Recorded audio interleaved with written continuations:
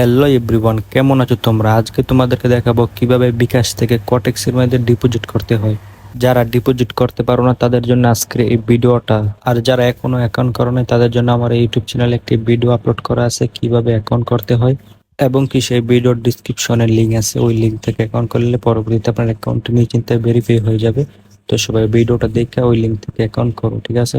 এখন দেখাবো কিভাবে বিকাশ থেকে কটেক্সের ভিতরে ডিপোজিট করতে হয়। তো ডিপোজিট করার জন্য উপরে লেখা আছে ডিপোজিট, এই ডিপোজিটে ক্লিক করবেন। এখানে একদম নিচে দেখুন বিকাশ, তো বিকাশে ক্লিক করবেন।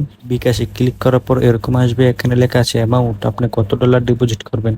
তো আমি $50 ডিপোজিট করব, যাতে ভালো করে মানি ম্যানেজমেন্ট করা যায়। এই জন্য আমি $50 ডিপোজিট করতে আসি। তো এখানে আমি 50 দিয়ে দিলাম। 50 দেওয়ার পর নিচে লেখা আছে ডিপোজিট, তো ডিপোজিটে ক্লিক করবেন। ডিপোজিটে ক্লিক করার পর আপনি কিছুক্ষণ ওয়েট করবেন, ওরা একটা নাম্বার পাঠাবে আপনি ক্যাশ আউট করার জন্য টাকা। আর কত টাকা হয়েছে সেই অ্যামাউন্টটা ওরা বলে দিবে। সেখান থেকে তারা এরকমভাবে একটি নাম্বার পাঠাবে, আর কত অ্যামাউন্ট হয়েছে সেই অ্যামাউন্টটা ওরা বলে দিবে। তো এখানে আমার একটা নাম্বার পাঠাচ্ছে উপরে, আর নিচে অ্যামাউন্ট। আমার $50 দাম হয়েছে 5,614 টাকা। টাকা পাঠানোর জন্য এই নাম্বারটা আমি কপি করে নিব। কপি করে নেওয়ার পর আমি চলে যাব আমার বিকাশে। তো আপনারা আপনার বিকাশে চলে যাবেন। অবশ্যই ক্যাশ আউট করতে হবে, না হলে কিন্তু আপনি ডলার পাবেন না। তো আপনি সেই নাম্বারটা ভালো করে দেখে বিকাশে গিয়ে ক্যাশ আউট করে দিবেন। আমি নাম্বার দেওয়ার পর এখানে অ্যামাউন্ট দিয়ে দিচ্ছি।